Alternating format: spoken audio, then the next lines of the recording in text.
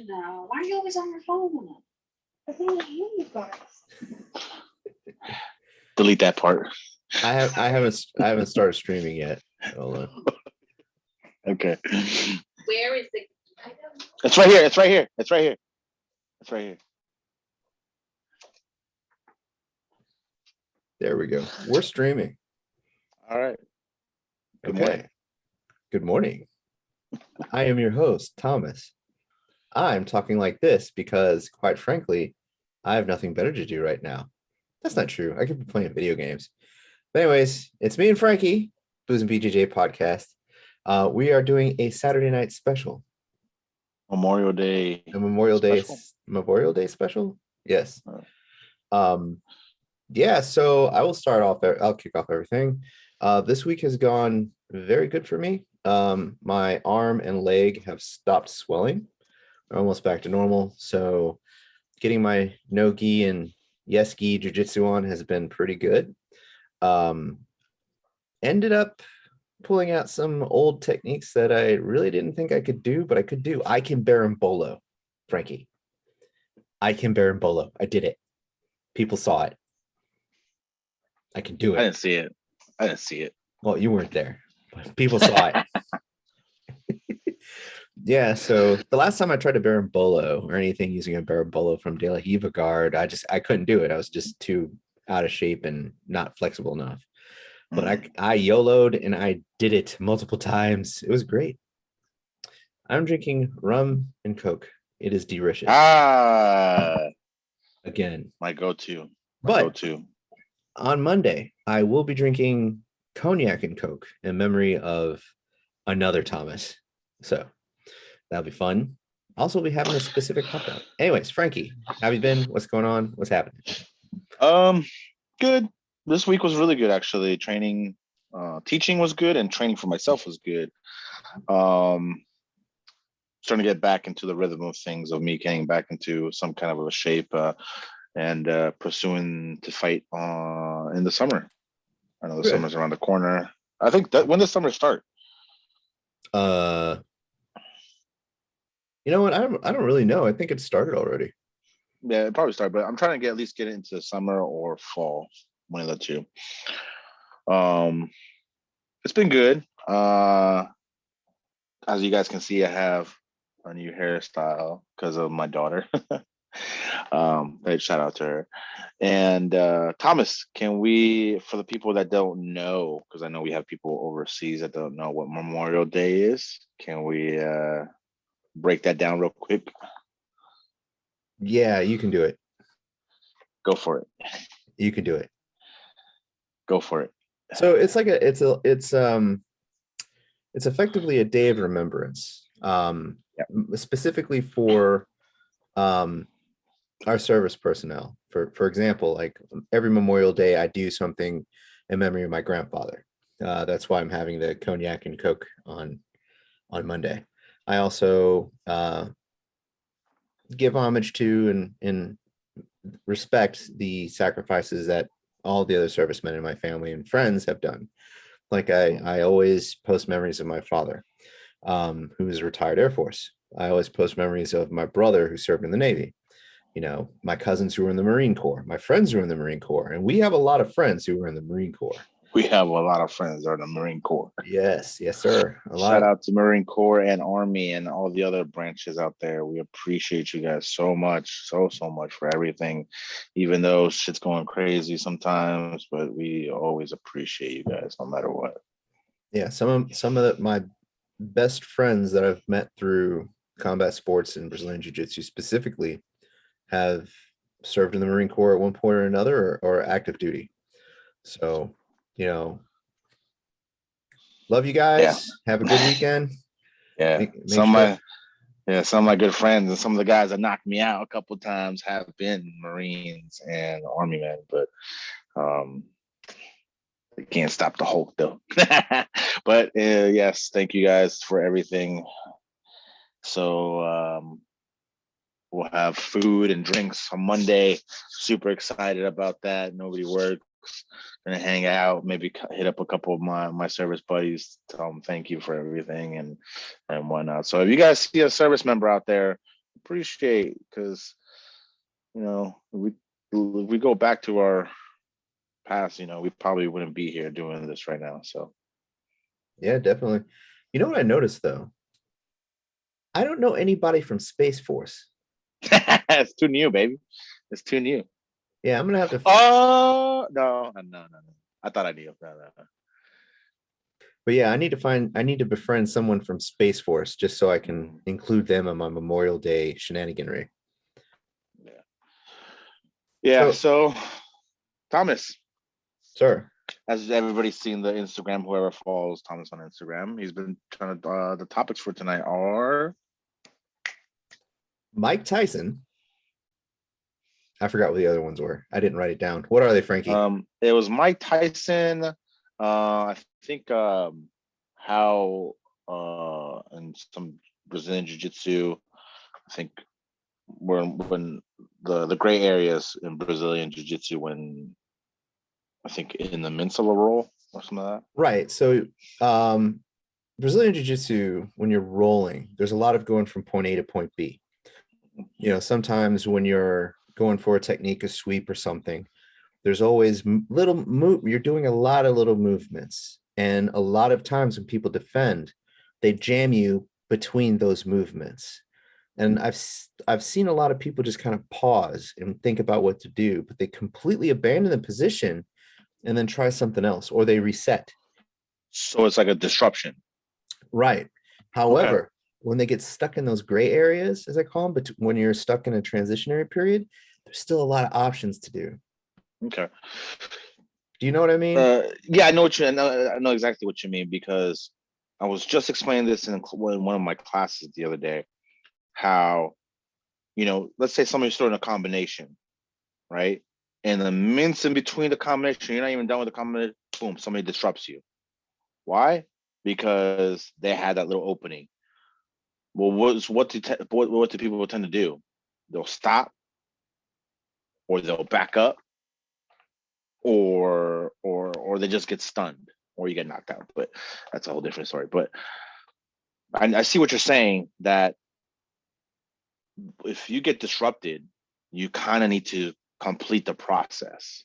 I believe that you should complete the process, right? Especially in fighting. One of my favorite fighters, one of the Diaz brothers, when if they're throwing a combination and they get hit, they're still throwing a hook or a slap or whatever the hell they're doing, just to get just to finish the combination. Sometimes it happens, sometimes it lands, sometimes it's great, sometimes it doesn't. But yeah. So I was specifically like with certain techniques, like an omoplata, for example. When you're executing it, you have to clear your bottom leg so you can figure four your legs over your opponent's shoulder so you can bring them down to the mat. A defense against that is to grab the bottom leg and keep it there. So what I had been playing around with good success recently is actually not completely turning to finish the omoplata, or I'll do the omoplata entry to bait people to grab my leg so I can trap them. Do you see what I mean? Okay. Yes. So in that gray area, you completely catch them. And what you do is you maintain the leg over their shoulder to maintain that pressure downward so they can't posture up. And your leg that's trapped that you can't figure four with normally, you would hook it underneath their armpit. So the main defense against the omoplata, they can't roll forward. It's actually pretty genius. And as I was playing around with it, I figured out like 3 or 4 different submissions to do. And they can be done effectively in gi and no gi. And in fact, if you have a gi on, you have 1 extra submission with a collar. Okay. Maybe we should try that one of these days. So I come back to jiu-jitsu. You probably don't remember, but I actually hit this on you once. I usually remember the stuff that you hit me on, and I learned from them. But shock my memory a little bit. So I think, that gray gi you have, this is my only frame of reference. It was right as you started wearing it. And I think it was before the Bohemian Rhapsody incident. You were, I trapped you in close guard and you were pressuring forward and you were pushing on my knee. So what I did was I shrimped out. I kept letting you push on my knee. While that went underneath you, I threw my other leg over your shoulder and I started Right. omoplata. You tried to roll forward, but I caught you with my leg that you were holding onto underneath your armpit, and it left your, I believe that it caused your left arm to be completely exposed. And all I did was grab your wrist and lift up. Yeah. We got the shoulder lock. Yeah. I remember that. I remember that. But let me tell you, trapping the big boys in that can be done. But man, let me tell you, trying to keep you from rolling forward was what gave me an entire leg day workout. Yeah. I mean, I'm a pretty big boy, but yeah. I could see that. I could see where, but people need to start figuring out how to, counter counterattack those kind of things, or prepare to counterattack, or keep a fifth sense on that, or sixth sense, on that kind of stuff. Right. Well, I think a lot of people kind of get stuck in this mindset where there's a specific set of techniques and a specific set of counters and maybe some outliers that work here and there. So when they get stuck in one of these gray area techniques, as I call them, they don't really know what to do. It's interesting to watch someone's thought process on their face as they're trying to figure out how to get out of it. Yeah.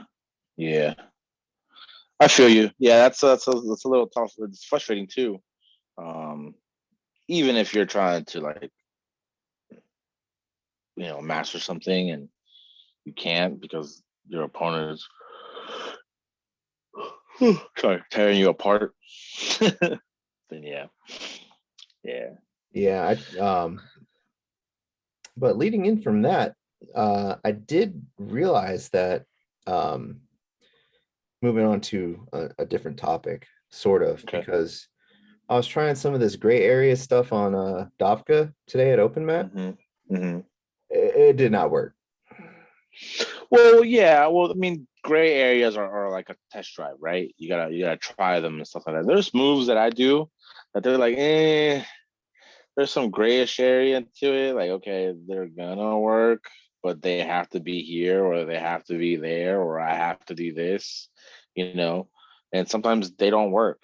But that's why you train. That's why you go to training every day, for trial and error, where I mess up, fixing the mess up. So when you do compete, or when you do fight, or you do come into a situation, you're already prepared. Boom, I'm already there. Yeah, like I was explaining to, I think it was Kempton, because he was telling me that he used to hit triangles on people and now he can't. So I asked him some follow-up questions. I was like, are you trying to triangle the same people that you succeeded with before, or are you trying it on new people? So he said that he was trying it on new people and it wasn't working. So I said, it's either your technique, or there's like a difference in body type that's going to make it a little bit more difficult to execute them on whoever it is. Yeah, I think it's technique. And this is what I've been telling my students too. Power and speed will never be technique. Technique is everything. Technique, if you have good technique, I don't care how tired, how strong you are, if you can do technique, nobody's stopping you. Because you do a perfect leg kick, nobody's taking that from me. You do a perfect armbar, nobody's taking that from me. I don't care how strong you might be. If somebody pulls out a perfect armbar on you, you ain't breaking away from that. And I mean perfect. And I mean to the point where you can't even break out of it or slip out of it. You're a dangerous dude if you can master these things. And I was telling my students this, that if that's all you know, like, okay, in martial arts, there's so many techniques, so many, styles, so many moves and whatnot. But if you master one or two, that's your bread and butter. Use your bread and butter all the time. Like me, in jiu-jitsu, my bread and butter is my my shoulder, that shoulder pressure, that pressure. You know, I use that. I use that technique a lot. I mean, I know it's plain and simple, you know, but hey, sometimes plain and simple is all you got. Yeah, I was telling people that I like straightforward, simple techniques. That's it. The less BS, the better. Right. I'm not saying that there's a lot of BS between techniques, Right. but you know, as long as I get to the end result that I want to do, whether it's a guard pass, submission, etc., that's what I want to do. And I think it's a little shocking to some people how like simplistic the techniques I use are, but I like it that way, you know. Yeah. You don't have to be flashy, man. You don't have to be flashy. You don't like in Muay Thai. I've seen some people do a double spin kick to the head, blah blah landing. Okay, that's cool. But you're landing that 0.001% chance versus a jab cross low kick. You're gonna be hitting that sucker 80% of the time. And actually, to segue into the Mike Tyson video, that's Yeah. actually what I noticed about what Mike Tyson was showing, because when he does his boxing fast, it looks like he's doing this like really intricate, really advanced set of techniques to do what he's doing. But when he slows it down and shows it to people, it's all very, very simple movements combined. Very, very simple. Very simple. Very, very simple. But very, very hard to master. Yes. Okay. There. I remember one of my trainers like, there is a million ways to throw a punch, a jab. A million and one. But if you can master one of them, boom, and you can land. There's some guys, they're sharpshooters. I got hit by one dude. He jabbed me so hard, man. I was like, good guy, and he beat every time, and it was this eye all the time. Bam, bow, bow, bow, my right eye. Every time he hit it, every time. And I know guys, the same exact spot, low kick to the thigh, hit the same exact spot every time, and it's all technique. And once you master it, you can go a million% and hit it every time. Every time. That's why Mike Tyson was one of the greatest, because he was so disciplined. He was so focused on his technique and his boxing and his coaching that he put all his effort into it. And this is where martial arts comes down to it. Once you master something, you give 110% and no joking around, you're gonna be a dangerous dude. Oh yeah. I mean, even when in this video, like we'll watch it in a second, you know, he's like what, 58 years old? Yeah. And he is faster than most people I know in their 20s, 30s, and whatnot. But it's like you could see it in his face too. Like it's like a dedication combined with like a desire to like Mike Tyson he's only 5'10". Yeah, and that's something that he was short. talking. That's something he was talking about in this video. Like most of the guys he fought were like, you know, 6 foot up, bigger, taller and bigger, taller and bigger. But his technique was so on point that he didn't care. You didn't have to. You didn't have to worry about it. I've met some big dudes, but when I use technique on them, forget about it. Yeah, look at this. Hold on I a haven't second. seen this. I've seen pretty much every Mike Tyson video out there, but look, this is.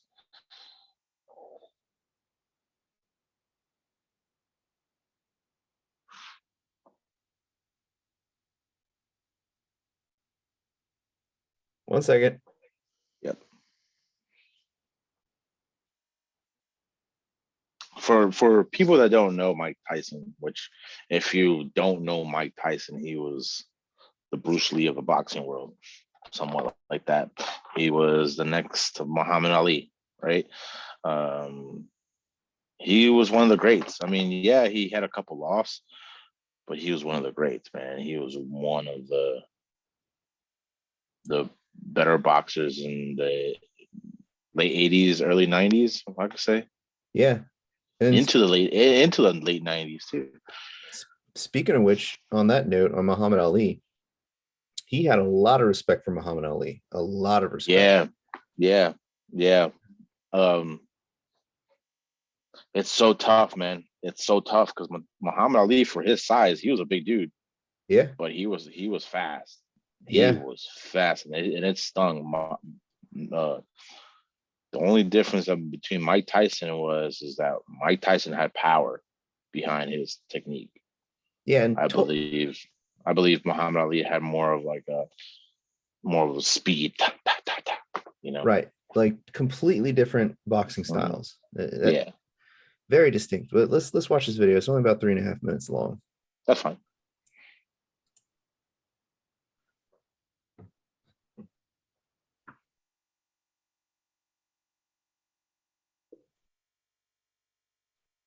I think this is one of the those UFC fighters, MMA fighters. Hold on a second. Do you know who this guy is on the left? Which one? The guy on the Which left. Yeah, I forget his name. He fights out of the UFC. I forget his name. It's fine. It's fine. Yeah. Also, the guy holding the The mitts. mitts. Can you tell me if I'm wrong? But does it sound like he's speaking Spanish or something in this video? Just Him. I can't hear the audio. oh, you can't. Hold on. Can you Still hear it? can't hear the no. Oh, don't worry about it. All right. It might be or Portugal, but it might be.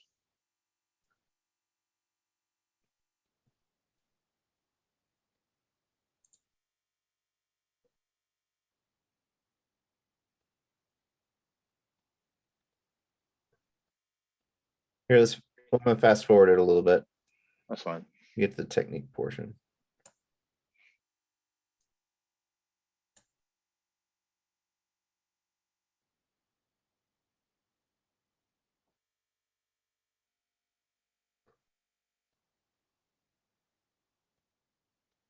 Oh no, he's speaking English with like an accent. Oh, okay.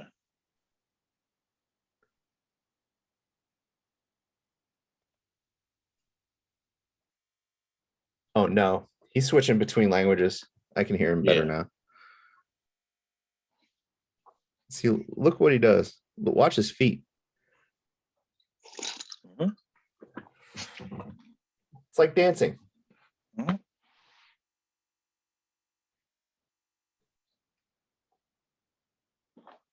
Cejudo, that's his name. Oh, gotcha.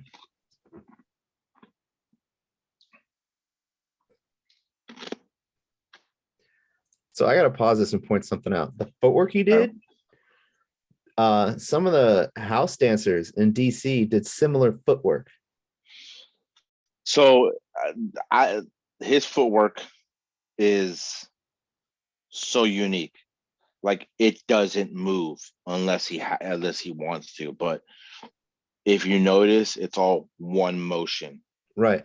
There's not there's not there's not a whole lot in Mike Tyson's body. It's so difficult to master.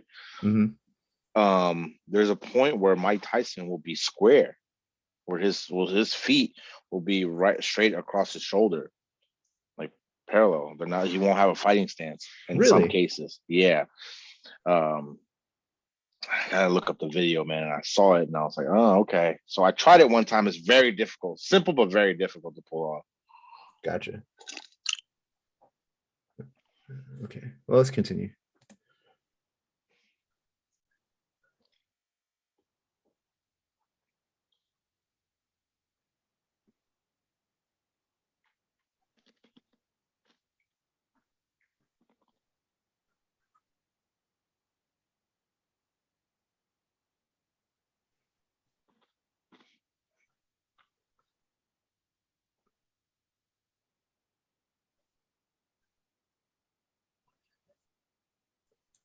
You know what's funny? The footwork that they're doing, and I said this before, it's literally like freestyle house dancing. Oh yeah. It's basically the same thing. Mm-hmm. Moving on. It's like in baseball. Baseball's like boxing a little bit. Golf is like boxing a little bit. The footwork is almost the same, and we should explain that. Maybe we'll do a tutorial one day at the gym or something like that. Yeah. But you see how much Cejudo moves his knees and moves his legs. Right. Now look at Mike Tyson. It's all inches. Right. You know, Yeah. this guy over here, so the MMA fighter, he has more motion, and that's the difference between these two amazing fighters. You know. Mm-hmm. And if you watch, I think Mike explains like the reason why he gets a very low stance, like he drops to a low stance, is because I think we discussed this before. All the other guys he would be fighting were like super tall and super huge. But let's continue.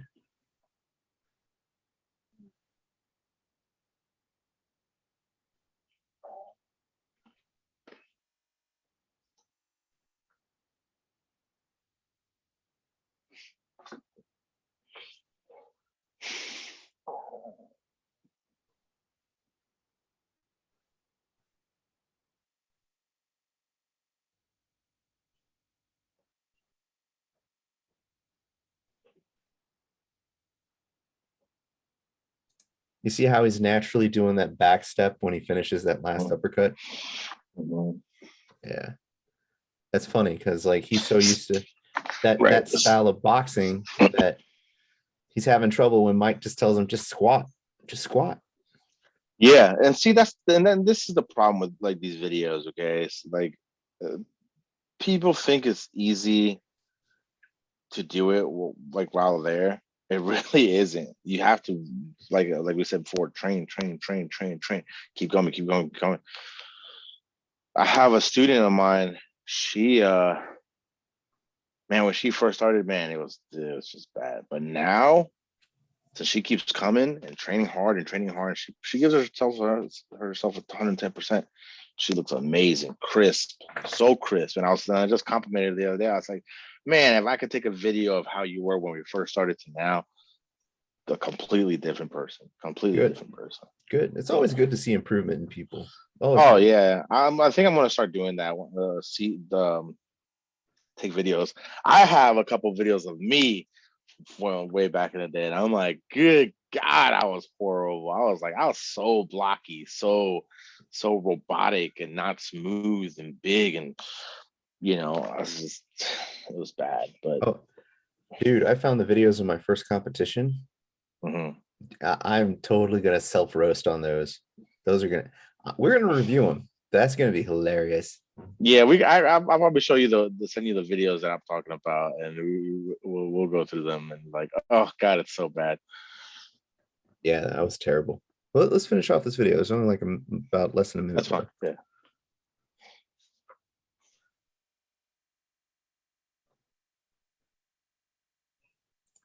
See, he squatted there. Look how low that stance is. That's boxing. That's boxing style right there. Yeah. In Muay Thai, you cannot get that low. You shouldn't get that low because you're gonna get kicked. Knee. Yeah. In the chin, like that. That's I didn't think about it. That's perfect for a knee to the chin because they're so low.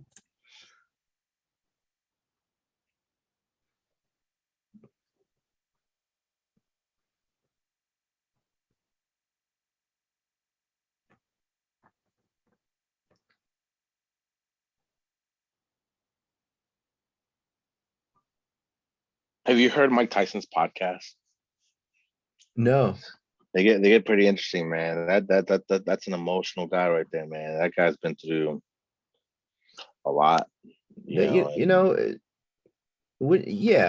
when you go through a lot and you get to a point in your life where you can feel good, like you gotta let it out. Yeah, like you have to. Yeah. I have a lot of respect for Mike Tyson. I do too. I mean, he did his the shit that he do back in the day. That's the past, man. But I think that man's an emotional person now, very emotional person. Yeah, and it's good. It's good to be emotional. I believe if like I'll sometimes get emotional sometimes, man, but behind closed doors. But it's always good to be emotional. It's always good. I think that's part of being a martial arts too, man. Like to humble yourself, to be emotional, to be humiliated, show humiliation, be humiliated, just those things, Yeah, I've always told people there's a heavy degree of self-control that you have to have, that you have to develop. because there's always a bigger fish in the sea. There's always going to be somebody who has your ticket punched. You know, Mhm. you can't Yeah. get angry about it. You have to just figure No. out what went wrong and what techniques or whatever that you can do to mitigate it. Yeah. You know, as simple as that. Yeah. Yeah. Sometimes these people need to leave the ego at the door. Yes. Leave your ego, leave your whatever status you are, whoever you are, whatever sexuality you are. That's all left behind. And I think that's why it's always good to bow when you come in. This is me personally. Mhm. You're paying respects to the place you are. You're pretty much you're calling your second home, Right. right? You're paying respects to the martial arts, but yeah, when I bow, it's like, okay, I'm turning on a switch. The switch of I'm being a martial artist. I'm leaving all my problems at the door. I'm leaving all my worries, all my drama, all my status, my work, all that at that door. The moment I bow out, it's like, okay, back to reality, you know. And maybe in the midst of all that training and stuff like that, you're having a better day. You know, you'll have a better day. Yeah. You know, I was telling somebody this, like combat sports and in general, right? Mhm. Doesn't matter what your credentials are. Doesn't matter if you have a PhD. Doesn't matter if you have a high paying corporate job or if you're a janitor. None of that stuff matters. What matters is your character when you're on the mat. Mhm. When you put on those gloves and shin guards, when you put on that gi, that is all that matters. Who you are at that moment is what matters. You know, how many people know exactly what I do for a living? How many people know what my educational background is? What the hell does it have to do with learning jujitsu? You know what I mean? Nothing. Yeah. You know, like for example, you're a mechanic, right? Mhm. Mhm. I'm a software tester. In our professional life, where would we ever meet? You know what I mean? Never. Never. Unless I'm trying to take you my car to fix it. But even then, we'd probably never have an actual conversation. Mhm. But we go to a combat sports gym and look what happens. You know? Yeah. And that's the beauty. And that's the beauty of it, man. I met so many wonderful people, man. So many wonderful people, and so many high level people in governments and like military, you know, software engineers, stuff that I was like, whoa, that exists, you know. Dude, let me tell And you, since I started jujitsu, I've met a colonel in the Mexican army, and these are people I train with, a blind judo black belt from Greece, a corporate worker from Japan who was sent to the US to observe American corporate workers, you know, an FBI director, a program manager at the Department of State. But at the same time, I've met, you know, E1s and E2s in our military branch here, you know, mechanics, guys who work in waste disposal. You know, you get the range of people, and you get to see people for who they are without actually knowing any of that stuff until like way later. yeah, and there's no judgment behind it. That's what I love about the martial arts, man. It's like when we're there to train. That's it. That's it. I met guys that just got out of jail. I met guys that were in jail. I met guys that are high in the government. I met a bunch of people, man. But at once, but in public, these people would look at me like, "Oh, Frankie's like, no, stay away from that dude. That dude's dangerous." But then when they talk to me, they're like, "Yo, Frankie's the best." I'm like, "Yo, that person's the best. That person's awesome." You know. You know, the funny thing is, when I was growing up, I was a military brat. You know, my granddad was in the Air Force. My dad was in the Air Force. They're both retired Air Force. And the scariest person in my mind was going back to the Marine Corps, was a Marine Corps, a high-ranking Marine Corps officer. I always had this like vision in my head of this just badass individual, but I had never met any of them, right? So twice in Arlington, Pentagon MMA specifically, I befriended a couple guys. Come to find out, one by one, at separate occasions, I found out that they were both colonels in the Marine Corps. Nicest people I'd ever met, right? But friends with them just like that.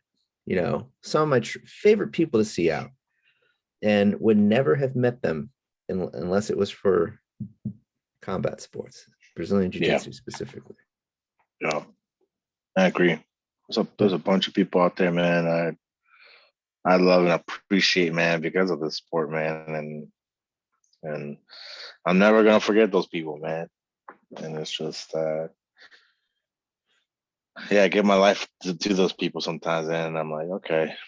I mean, there's been some gray areas within the martial. I'm not saying the martial arts world is all sunshine and rainbows. There's some days where we meet those people that are just straight up evil sometimes, but it is what it is. I mean, we just keep moving forward and embrace the people that we need to embrace the people that bring positivity to our world, want to see you succeed, and they want to see you succeed together. And that's the community that I like. It's like Thomas will bring me down. If I have a bad day, or if I'm going through some of my depression stuff, I can talk to Thomas, and Thomas will bring me up. Or we'll do it, or I'll be down in the dumps. I'll be like, look, I don't want to talk about it, but let's roll. And then after that, I'll probably open up to him and stuff like that, that's why I appreciate Thomas. This is why I consider Thomas one of my good friends, because Thomas has seen my downs and ups and all that kind of stuff. And, you have to be friends with people who won't have your back to appreciate the people who do have your back. That sounds super cheesy and very cliche-ish, but that's the truest thing I've ever heard.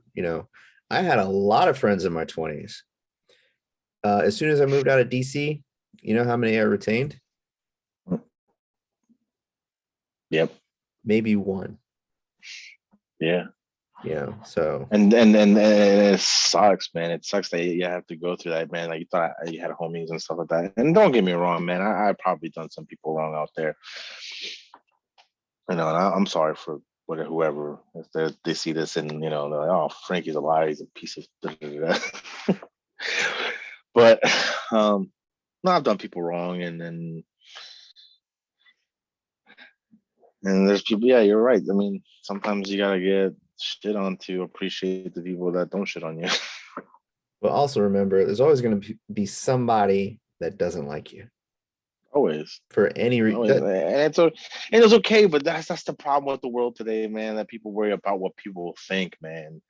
It's like, don't try to impress nobody. Don't try to overachieve for somebody that doesn't value you, man. I mean, be true to yourself and give out a helping hand. But if a person doesn't appreciate it, all right, they don't appreciate it. All right, you're out of my life now. I gave you what I gave you 100%. You can't give me 100%. It's cool, man. But it is what it is. How many followers we got going on right now? We had 6, but we're down to 1 again. I think it's no, yeah, I think it's that one that's always watching us. I'm going to find out who it is. Because when we started the stream, we were at 0 for about 5 minutes, and then it clicked to 1. Okay. I'm gonna get him to respond one day. So the people out there, man, believe in yourself, believe in your confidence, believe in your technique, to believe in your martial arts, believe in everything, man, for you, not for anybody else. So I'm going to add what Frankie said, right? Don't listen to people. Do what you want to do, because I can't tell you how many people that told me that doing jiu-jitsu starting at the age I did was completely crazy. And even 6 years later, I tell people what my hobbies are, and they're like, aren't you too old for that? Like, yeah. Nope. thank you for your concern. I'm gonna go choke some people out. Have fun, you Yeah. know. But People start, I mean, it's sad, man, that people listen to other people, man, sometimes, and sometimes that's misleading or a lie and stuff like that. Like, sorry to say this, but like the news is so controlling this world so bad, man, so bad. And it's like, that's why me personally, I don't watch TV. I watch movies, but I won't watch live TV anymore. Can't do it. Won't do it. Because you go down this tunnel, and then this is what you need to believe. But everything, your whole world could just be opened up without watching that kind of stuff. so the interesting thing is, I actually started getting happier, like just felt more better about everything in general when I stopped watching the news. Yeah. And Yeah. I did that because I started noticing that several of the news shows that I watched kept issuing retractions in corrections, especially when something big happened, like in society. Like they'd have a report, they'd have like an article, they'd do a broadcast about it, and then the next day or two, oh yeah, we said this was incorrect. We said this was incorrect. It said this and this was incorrect. And it just happened so much. I was like, well, what is the point of me watching your broadcast or reading the first draft of your article if Views. right Views. That's it. That's all it is. Views. They right don't care. They don't care about who's watching, as long as people are watching. But then Views. I discovered, and I actually had a lawyer friend asked a lawyer friend of mine about this.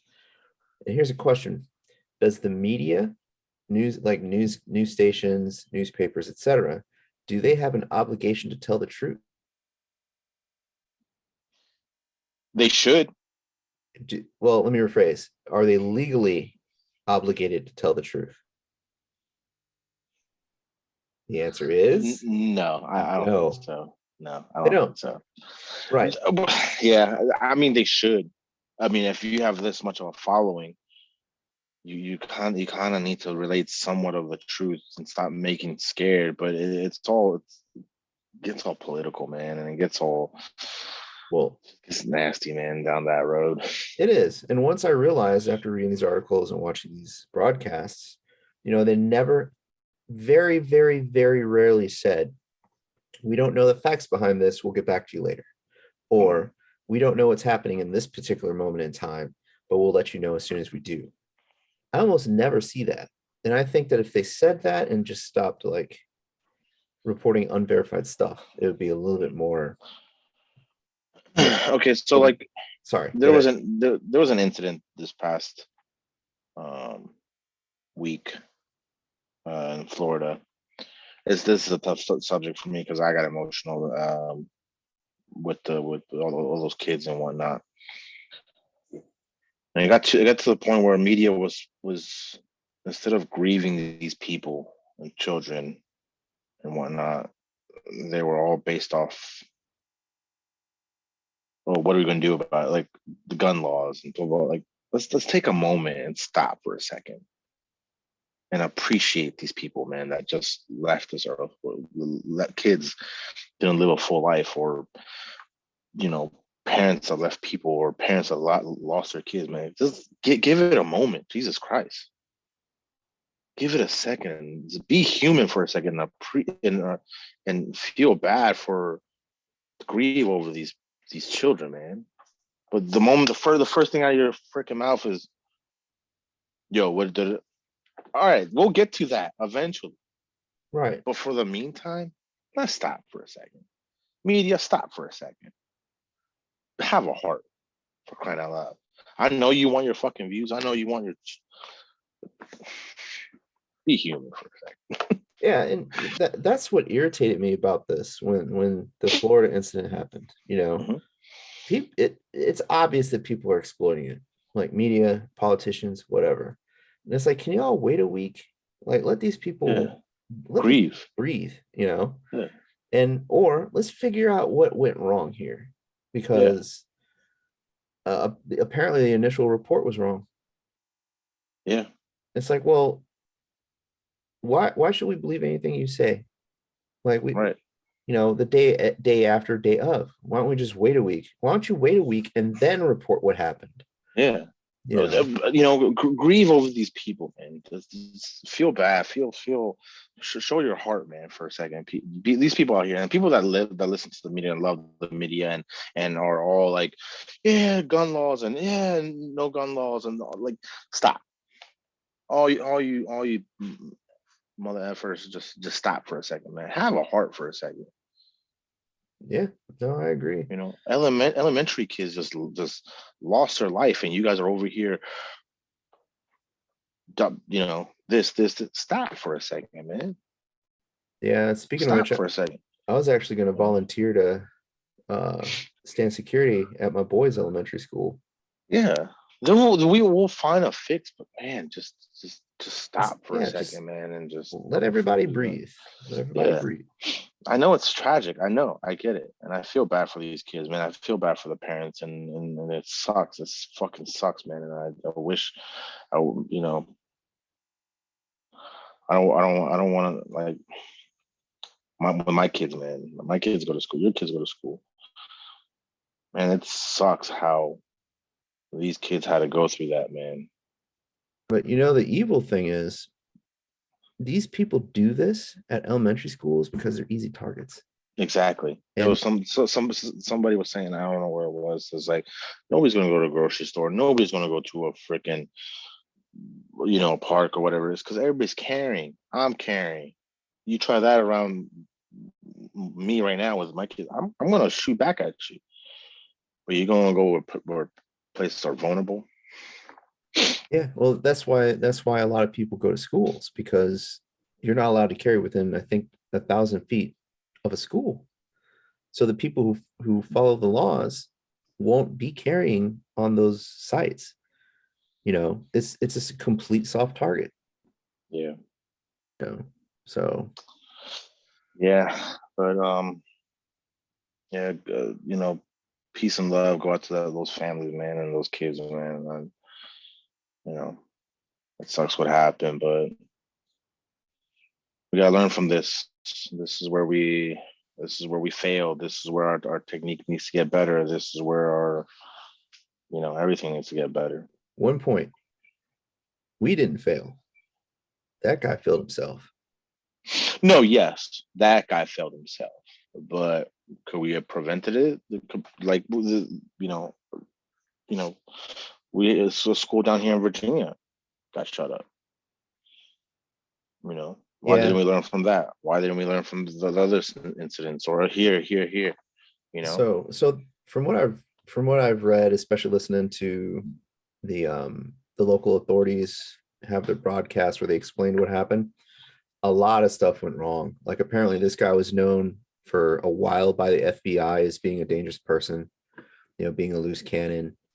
And some stuff that law enforcement did really has me a little heated, because apparently they didn't go in for an hour, and the local law enforcement kept there's some border patrol officers on site.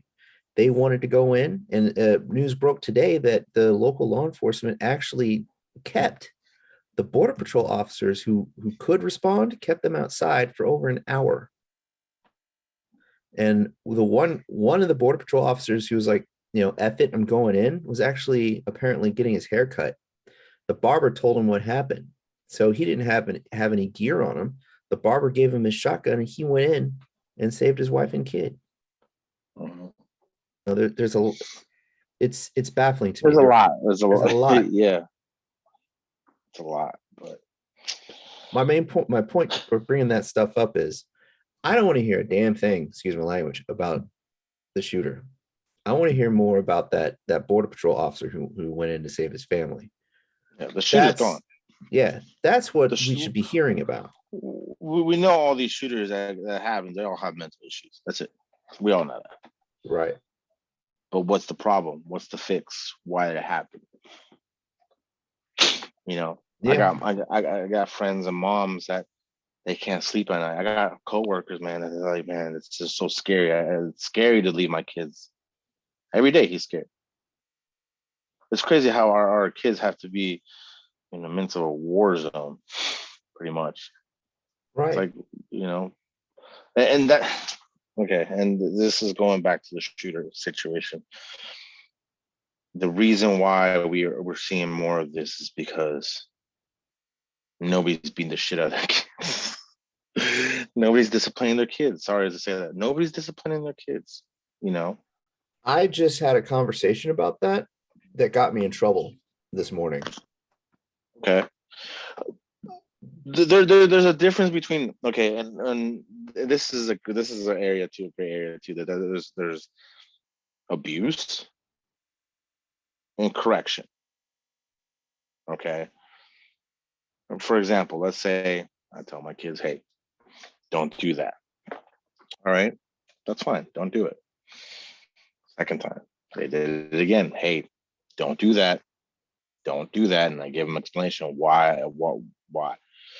The third time, there's going to be a consequence, but I'm explaining why I'm giving you this consequence. And if you do, I'll do it again. The consequence is going to get even worse, and I'm going to explain to it until you get it right. Okay. But nowadays, like, no, don't do that. All right, well, with the, kids talking back to their parents and all this other stuff. Nah, man, parents need to be parents. They're not your friends. Your kids are not your friends. So one of the other dads in my neighborhood, he came over to me this morning while I was walking my dog, and he was telling me, "Hey, I saw you disciplining your younger son when you picked him up from the bus stop." Well, yeah, he was acting out of line. He was running away. He said something very mean to one of the other kids. Yeah, he needed to be disciplined. He's like, maybe you should consider doing a softer tone. I was like, no, I know what it takes to discipline my son. I don't go overboard. I don't abuse him. What I did, what you witnessed, is the bare minimum. That's the bare minimum that it takes to correct that young man. Oh, sir, I can tell your tone. You must be, don't get angry. It's like, I'm not getting angry.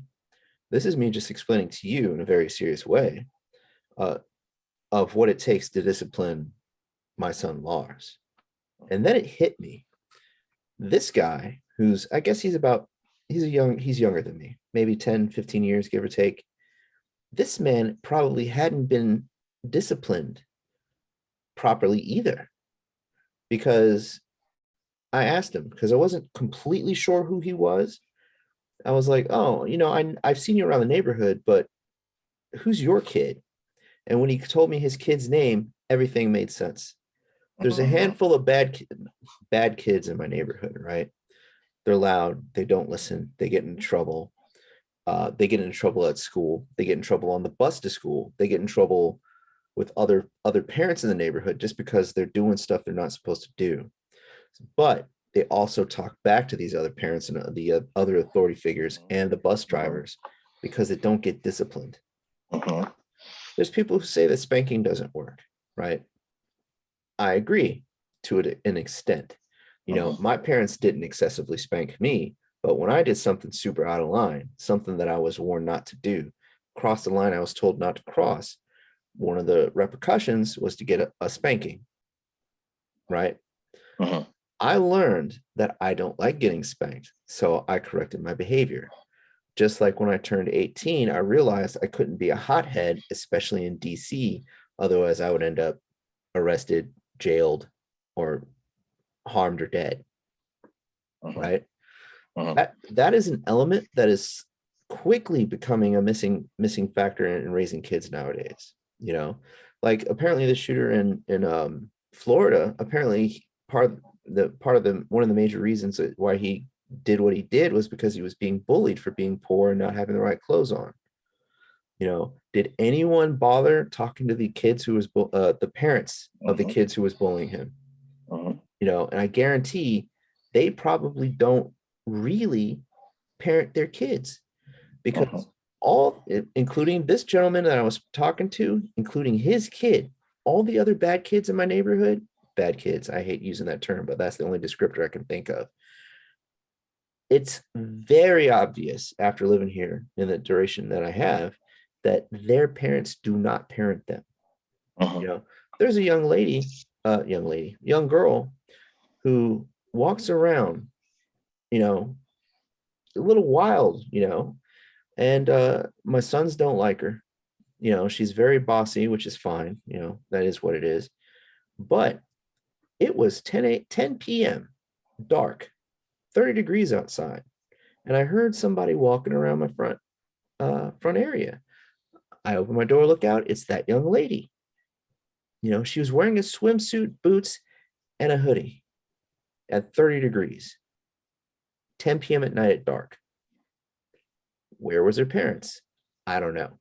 Told her to go home. About 15 minutes later, her mom comes by because she was going door to door looking for her child. Mm. Yeah. And here's the crazy thing. If that had been a young man, especially a young man who's going to go through puberty with testosterone flowing through his veins, a lack of discipline is a very, very dangerous thing. It's a very bad combo. Mm-hmm. You know. Oh yeah. So I always say this, man. I'm gonna discipline the kids the way I discipline.